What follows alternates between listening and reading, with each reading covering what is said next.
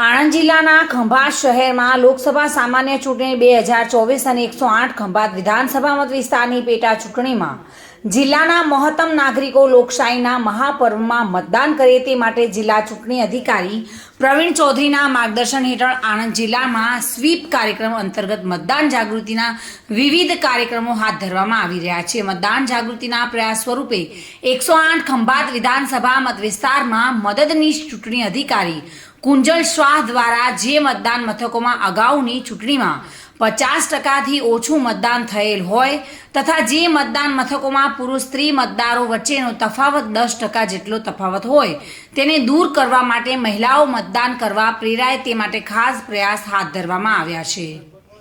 ખંભાત વિધાનસભા મત વિસ્તારમાં ટાવર બજાર વિસ્તારમાં કે જ્યાં ખંભાત શહેરના મધ્ય ભાગમાંથી સૌથી વધુ અવરજવર રહે છે તે એરિયામાં चुनाव का पर्व देश का गर्वના પોસ્ટર લગાવીને મતદાન જાગૃતિનો સતુત્ય પ્રયાસ કરવામાં આવ્યો હતો।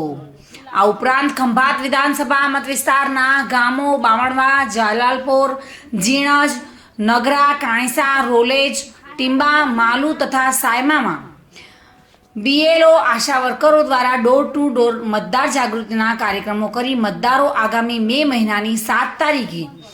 મતદાન કરે અને પોતાના મતાધિકાર દ્વારા લોકશાહીના આ પર્વમાં સહભાગી બને તે માટે મતદાન જાગૃતિ અભિયાન અંતર્ગત રેલી યોજવામાં આવી હતી અને મતદાન જરૂર કરીશું તેવા શપથ પણ લેવડાવવામાં આવ્યા હતા। પેટલાદથી ગિરીશ ચૌહાણ સાથે bureau report, today Gujarati news.